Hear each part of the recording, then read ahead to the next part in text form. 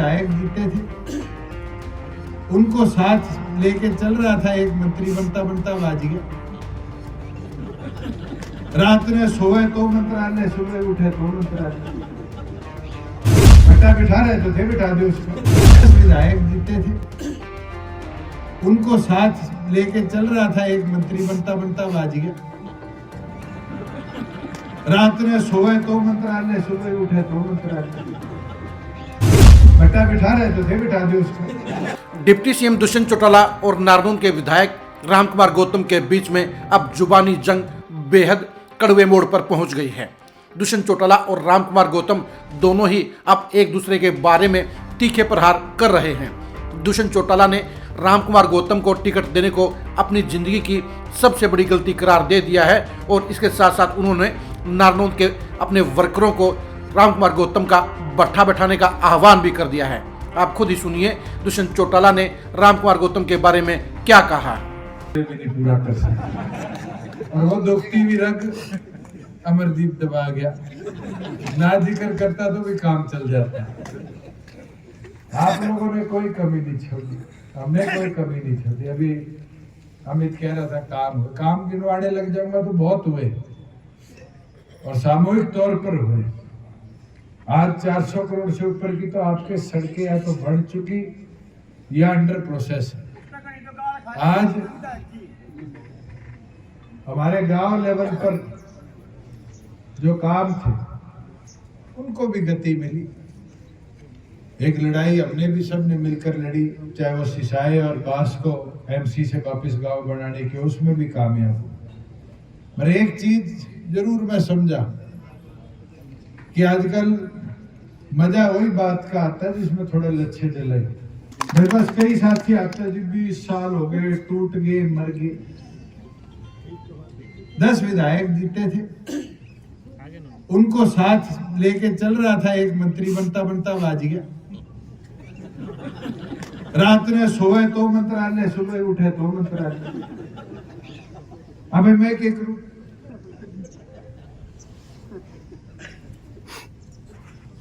मगर फिर भी संगठन टूटने तो नहीं दिया।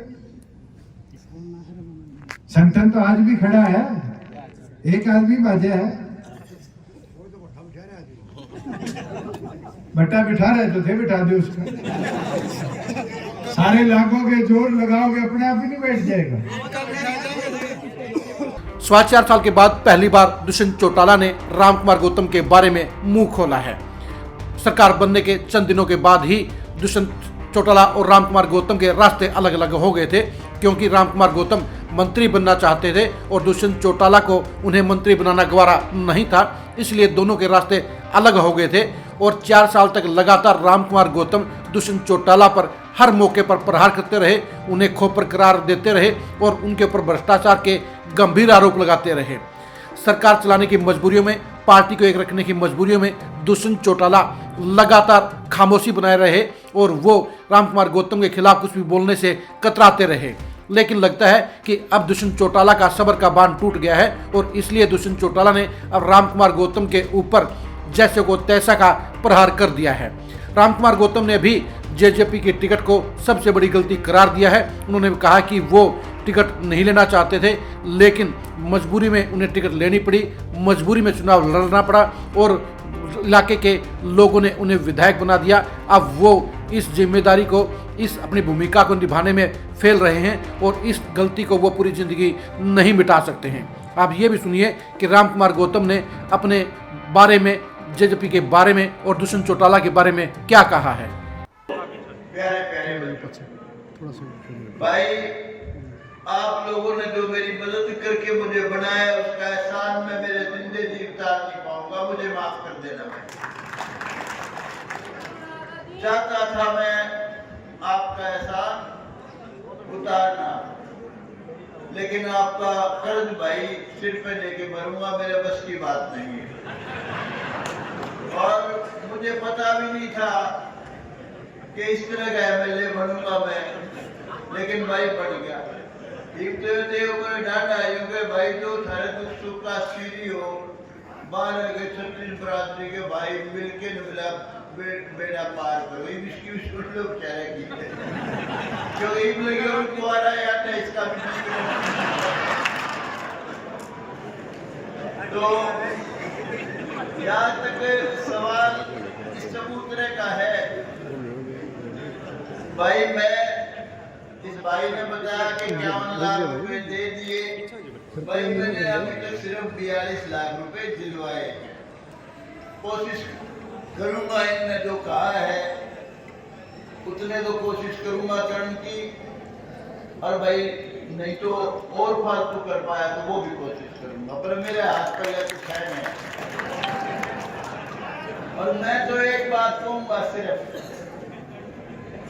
भाई खास तौर से देवेंद्र बबली से कहूंगा, मेरा जो जिस पार्टी से मैं बना था, आप लोगों ने बनाया था, मेरा तो उससे तो 2-3 दिन में तोड़ हो लिया था। उसके बाद मैंने बबली से कहा, मगर भाई देवेंद्र तू कोशिश कर ली, तू मेरा प्यारा आदमी है, बहुत लाड करता हूँ तेरे से, तू बन जा, मुझे बहुत खुशी हो रही हो, बन गया भाई मैं बहुत खुश हूँ। मैं जिस मंशा को लेके मैं इस पार्टी में शामिल हुआ था, होना नहीं चाहता था। मेरे दिमाग में तो ये थी कि भाई नौजवान लड़का है, चौधरी देवीलाल का पड़पोता है, मैंने कहा इसको बहुत आगे लेके जाएंगे। लेकिन भाई उसका तो इरादा कुछ और था, तो उसका इरादा मैंने पहले दिन भाप लिया। इससे फालतू ज्यादा नहीं कहूंगा, क्योंकि देवेंद्र बबली पे उससे महकमे का है, आगे तो मेरा नहीं इसका के करेगा, पर इज्जत तो है भाई, क्योंकि आदमी भला आदमी है, भला दिन ज्यादा दिन नहीं टिका करता है।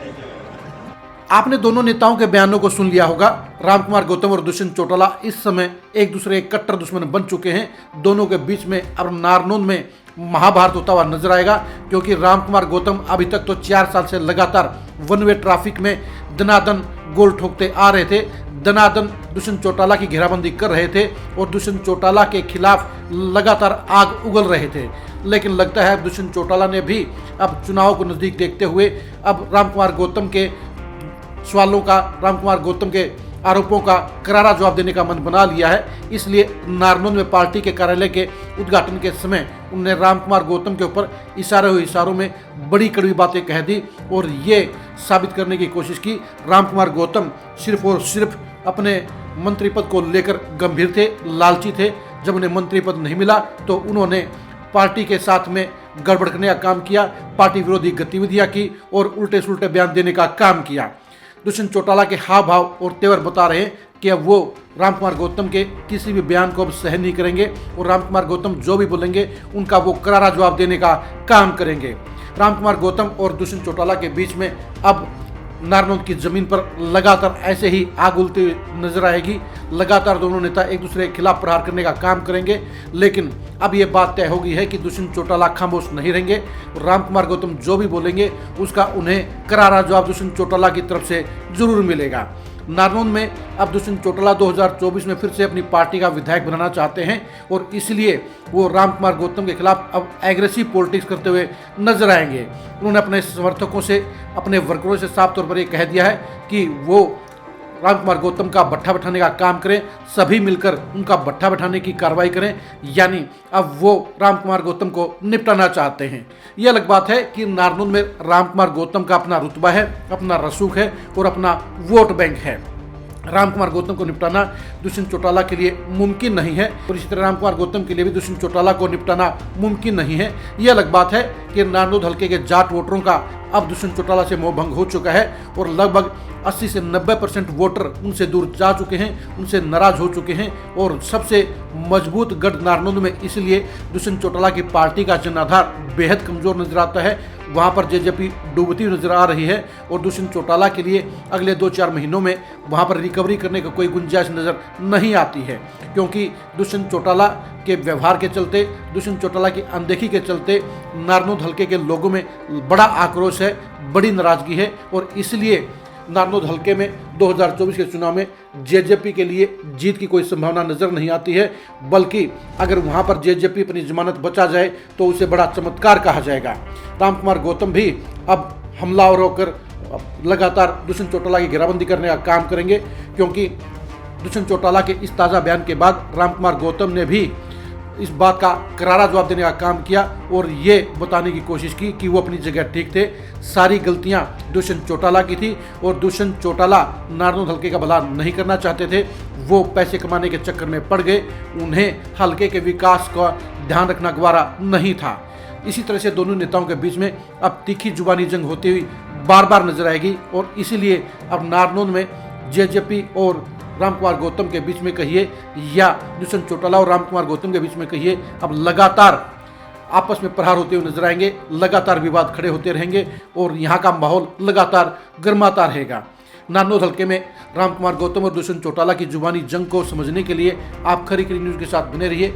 नारनौल हलके में दुष्यंत चौटाला की अगली रणनीति को समझने के लिए भी आप खरी खरी न्यूज़ के साथ बने रहिए।